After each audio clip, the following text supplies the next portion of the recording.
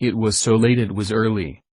It had done her in going into work that day, and now the painkillers had worn off, so she was up, having taken more, and wide awake. Standing in the darkened apartment, she reflected on the day, wondering whether her last day at Continental would be quieter, and she could think about getting things together without fuss for a peaceful journey home. Chandler had been true to his word and had taken her into work by car in full view of his colleagues, where she had received claps on the back and handshakes, hugs and smiles wishing her well, the fuss, as she had called it. She had then gone on to speak to the board and give her testimony about what he could remember about that night, before confirming to her all that Bob Samuels had promised her when he had come to visit. It had been that afternoon which had tired her out as she discussed the site at Westbury with Jeff Stevens, and had gone to sleep in Chandler's car on the way home, eschewing dinner and going, very early, to bed. So, once the painkillers had begun to work, Jo instantly felt hungry, and had a look around in the kitchen for something she could eat which would not disturb Chandler. Once she had found some bread and made toast, she sat on the sofa and clicked on her phone, realizing she had a text from Joey.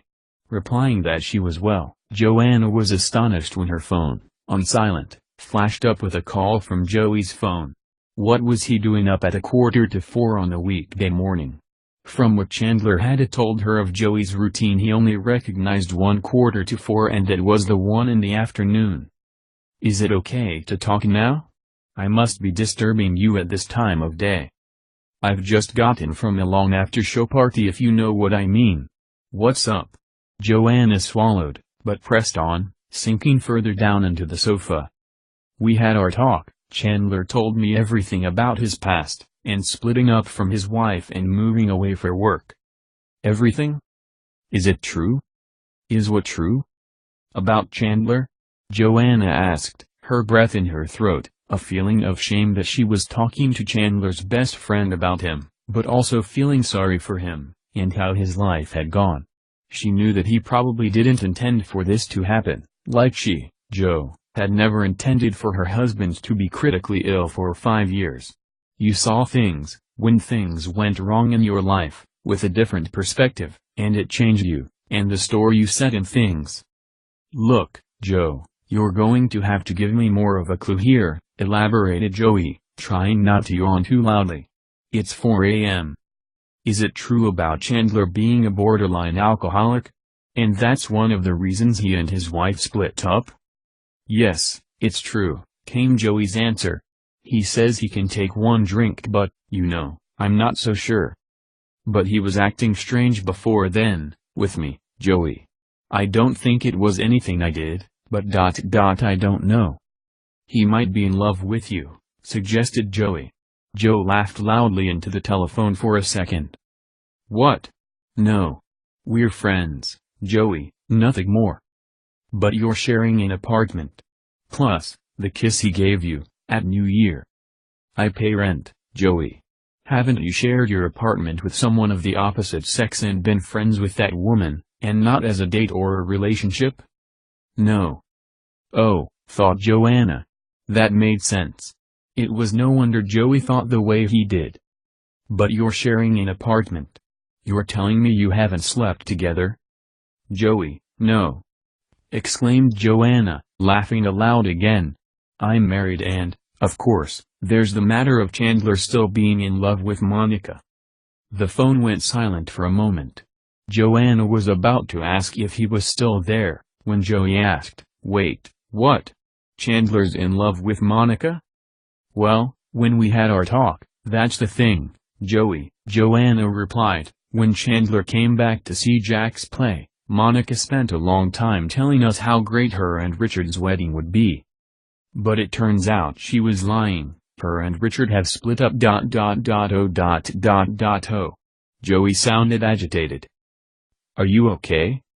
"It's something Jack told me. His mom told me she was still in love with Chandler." "Well, that's great," said Jo, feeling a heaviness in her chest for a moment. "It's great they feel the same. I don't know why I've just told you, though," added Jo. "Me either," said Joey, his tone more guarded now. "I do," said Jo, nodding to no one in the darkness. You and I think the same? There are two people there who are meant to be together but are too scared to say it? Yeehaw! Exclaimed Joey. Yeah, that's it, Joanna. So how are we gonna get 'em to see this? I don't know, I go home in 2 days, I don't see what help I could be. Leave it with me, said Joey, his tiredness seeming to have ebbed. I may have to have a talk to my best friend. 88,888,888. It had been a quiet last day, thank goodness. Joanna had spent it filling in some detail about the back in geology with Jeff Stevens, promising she could be contacted if necessary, about some of the details if needed. She had decided to catch the bus back to the apartment complex at Newtown that evening. Chandler had had to stay on for a couple of hours, he'd explained, and, while she was more than grateful for the lift, she knew 3/4 of an hour quiet time on the bus would put her thoughts in order. She was leaving. Such a strange feeling, for she had hated coming, and hated the first nearly 3 months there, wishing her time away until she could go home.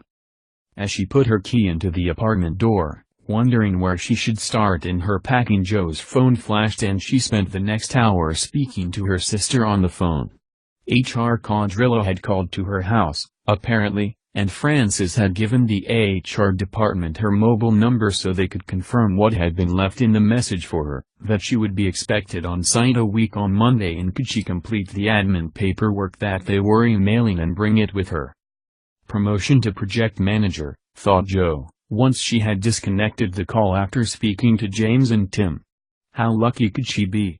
But she was glad to be going home. At least she would be with the boys and they would have at least one of their parents. Timothy had been upset at school a few times and Frances had had to go in to discuss it.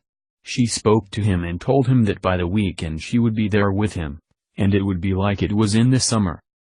But not sunny, Mummy, he'd replied, in his literal-minded way of all children his age. No, she'd replied, her heart felt light, they would be all together. Almost. St. Catherine's had said there had been no change for Mark, and she should come to see the specialist at her earliest convenience. She would be there to weather it, when the time came, Joe had thought to herself, and she would have family around her, and money to keep them. Her family situation put all that was here into perspective. But she would be sad to leave Continental. She had enjoyed the challenge of the job. She would miss her department. She would miss not knowing what side of the road anything was in and nearly getting run over. She would miss feeling rich with lots and lots of dollar notes in her purse, when really there was about 30, which amounted to just over 20 quid. She would miss the friends she had made. She would miss Chandler. All these thoughts passed through her mind. She ran a hot, soothing bath, got into it and closed her eyes. Would Joey have spoken to him yet? It would be something, at least, if two people who loved each other as Chandler and Monica so evidently did, could at least not find a way of working things out. It was when she was nearly dry, having spent another hour of her packing time not actually packing, when she heard Chandler on the phone. Wrapping herself up in her towel, she peered out of the door and heard him congratulating his son on something, and then asking not to be put on to another person, who happened to be, by the sound of it, his ex-wife, a situation to which he had obviously relented and was talking to her quickly, soothing words, ones of comfort. Joe smiled. Jack Bing was not the only one who could make personal phone calls, and she was glad that she had spoken to Joey the night before. Chandler's conversation ended and he noticed she was making her way, very well towel-wrapped, to her room. "Just give me a second," said Joe, as he began to talk to her, and, 15 minutes later, they were sitting on the sofa with Chandler telling her that Joey, Jack and Monica were congratulating him. "Congratulating you?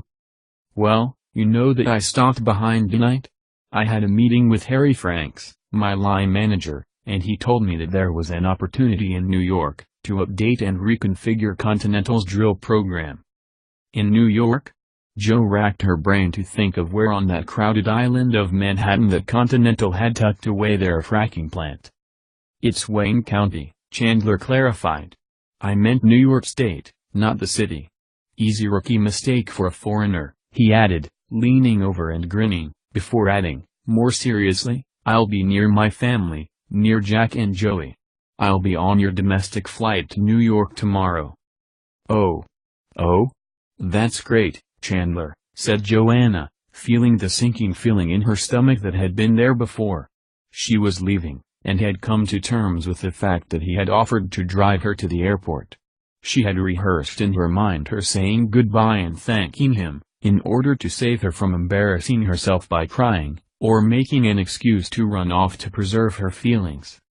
"Chandler, I know it's none of my business," Joanna said, not knowing herself quite why she had brought it up. "That night, the explosion at Continental ... you'd been, well, drinking ... a lot. I told you about that. But, what caused it? I understand you had a problem before, you and your wife split up because of it. But, why that night?" She waited for him to tell her it was none of her business. He would be right, it was none of her business. But he smiled, and patted her shoulder, biting his lip.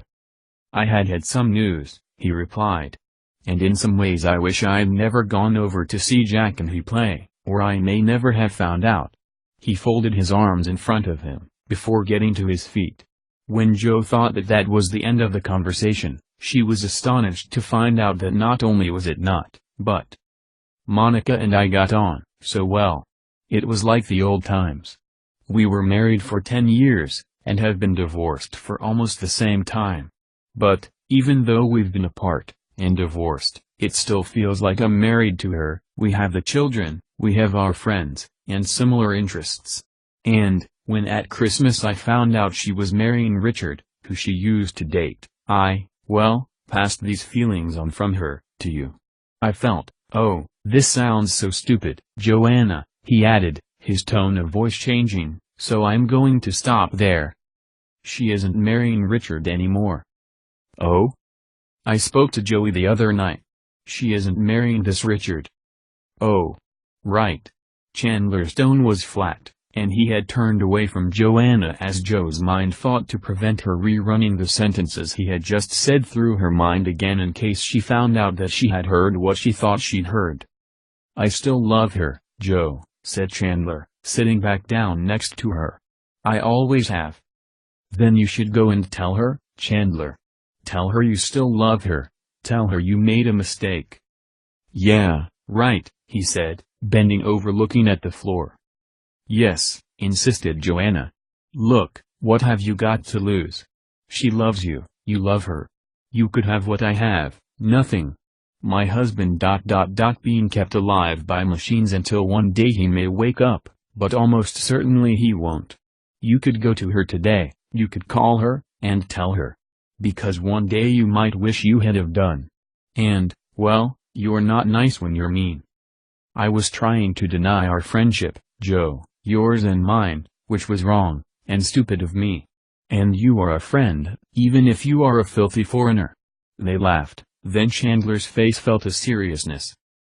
"I was together with Monica for so long, and I love her so much. What did she deserve?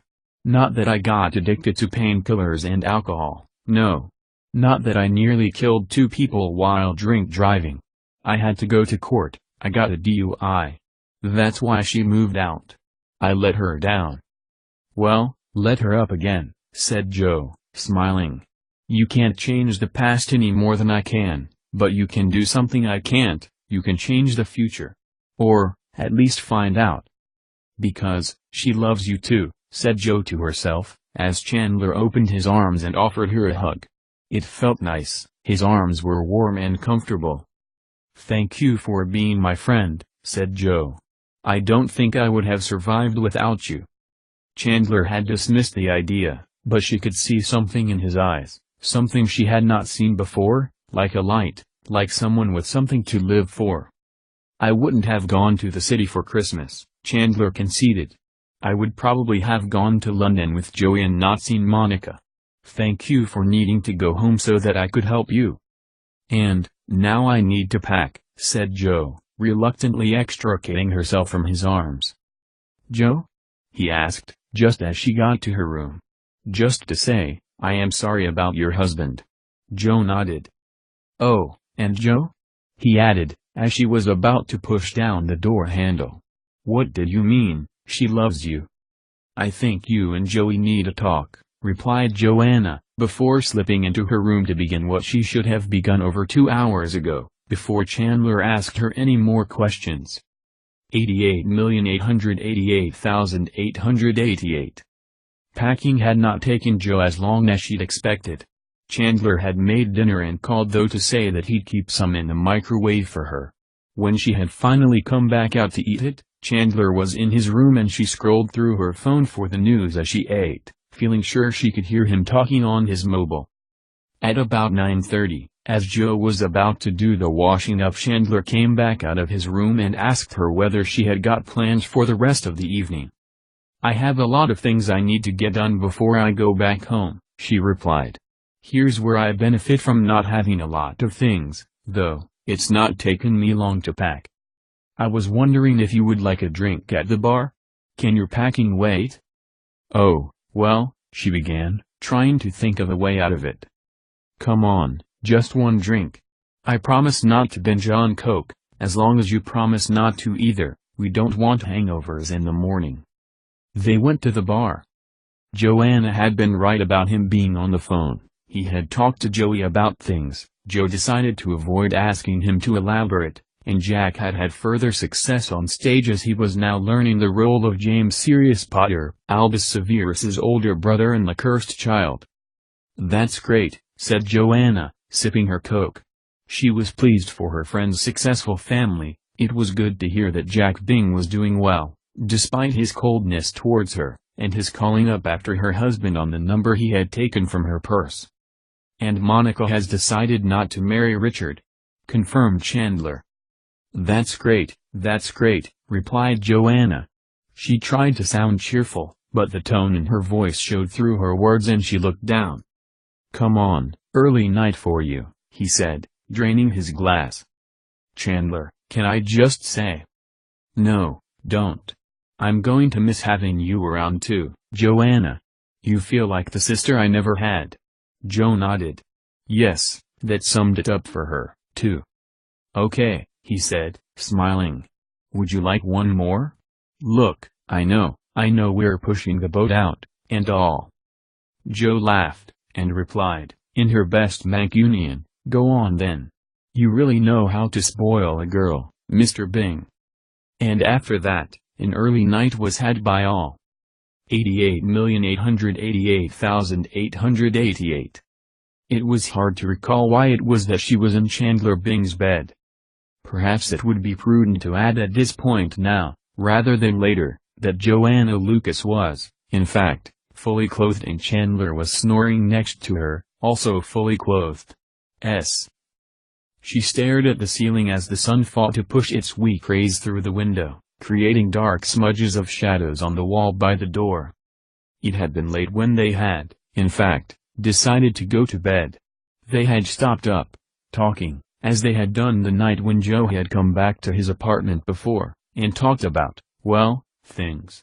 Things like whether they had thought the future would turn out like this, and why it was, when you were younger, you had ideas about how things would go, but no clue that there might be possibilities other than things going well to have to deal with.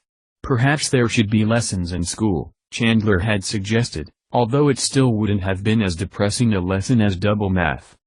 The conversation had then meandered, river-like, through that well-trodden topic of words that were different in British English and American English, past the port of well, in Canada, they say, and to the city of pants/trousers/knickers, which was always hilarious. It was that sort of late-night chat.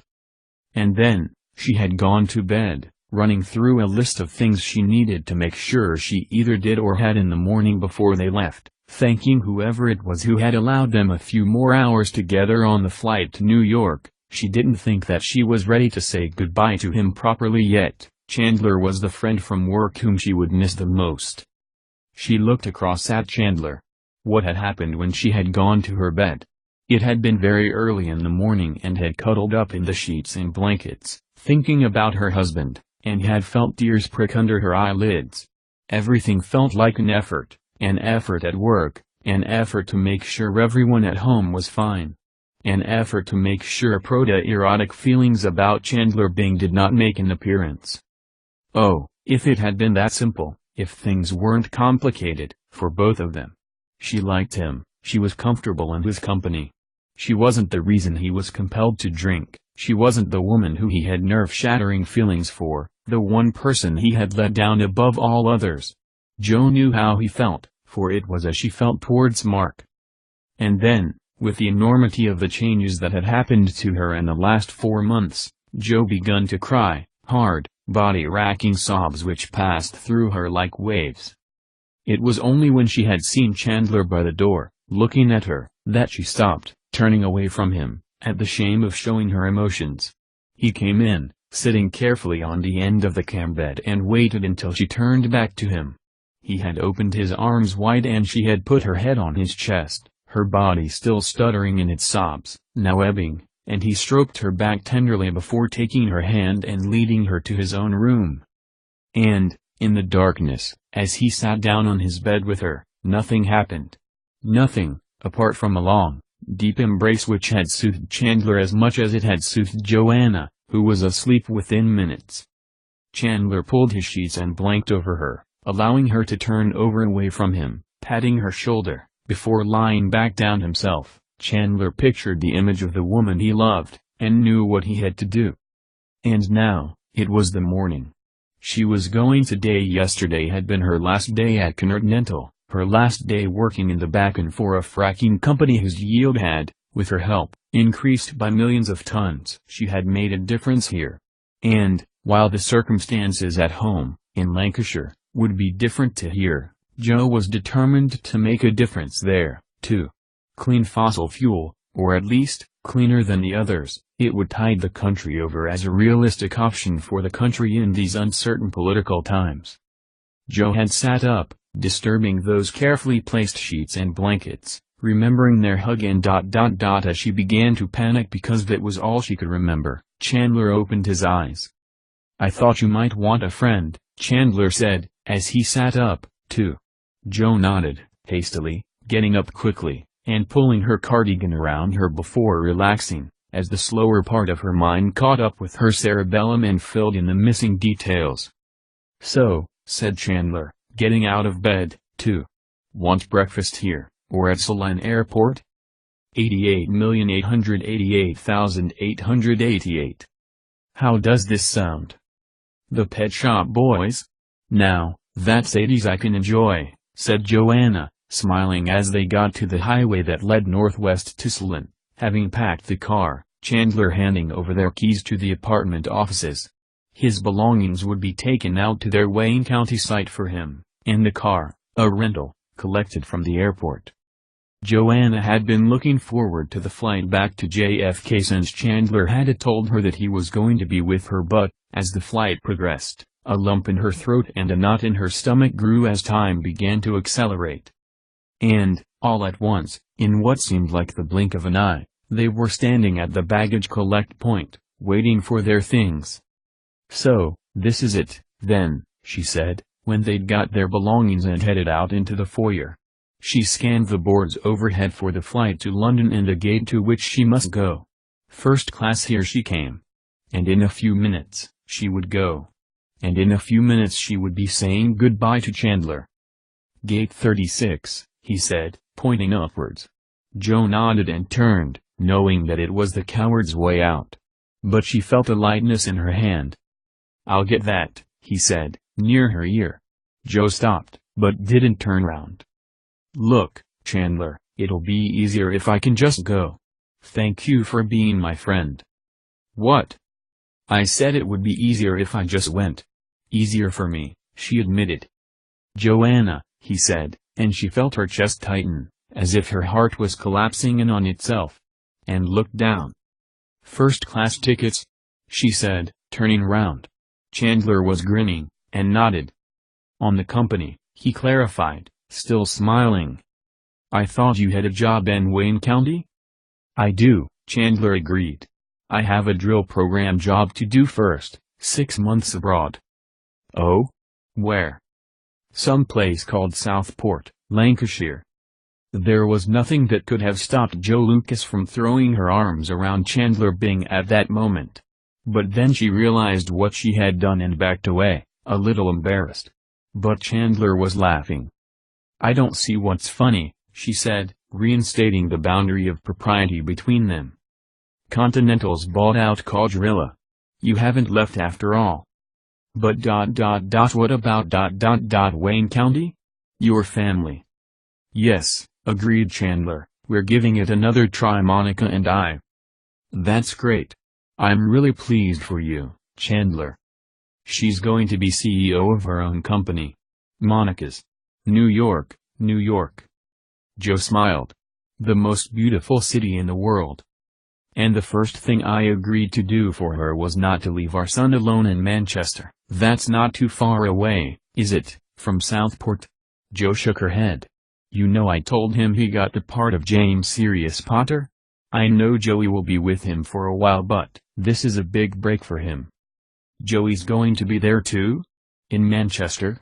Suddenly, returning home to her family was not going to make her as bereft of friends as she'd imagined. "Oh my God," she added happily, in the broadest New York accent that sounded uncannily like a voice Chandler remembered distinctly on nights when nightmares were in the offing. "Wow. Where did you learn that?" Joe pointed to the flight attendant's lounge, where a slim, attractive woman, large curly hair, waved to Chandler Bing and smiled widely. "Her name's Janice," said Joe, smiling back. "I was talking to her when we were in the ladies." From the window Janice waved ferociously at them. "She's attending on our flight, isn't that nice? She seems like a lovely person." "Yeah," said Chandler, trying not to grimace. 10 hours on a flight with Janice attending. "So Southport, what's that like?" "Imagine Marshall but with more sea." He nodded as their flight was called. "Oh, by the way, Pink Floyd?" He took her hand luggage as he walked down the connecting tunnel to their airplane. "Yes. I never got to say thank you, English. They're my second favorite band." "You're welcome. And your first?" "The Beatles." Joanna laughed loudly. "What?" he asked, indignantly. "You hate the 60s, too?" Joe shook her head, and smiled. "You know, Southport is about 10 miles away from Liverpool." She watched his eyes light up as she was shown to her seat, not by Janice, Chandler noticed, with relief. Chandler gestured for Joe to sit down in the window seat before he took the one next to it, smiling back at her. "Really?" he exclaimed, folding his hand over hers. "Could this work trip get any better?" "Thank you, I like being your friend, Chandler Bing. I'm pleased for you about Monica. Let's see what the future brings. She said she loves me, and she said she'd wait." "That's wonderful," said Joe, touching his hand for a moment and squeezing it gently between hers. "You know, when you kissed me, the New Year's kiss, I made a wish, that we would both find happiness. Yours has come true." He kissed the top of her head. "Never say never. You didn't give up when you were poring over those maps, maybe he won't either." Here, he kissed her again, this time on the lips very gently for a second. "Happy Chinese New Year, Joanna, my friend. Here's to your happiness." Joe said nothing, but looked past Chandler as Janice leaned over them, her face beaming like the sun on a summer's day. "Oh my God,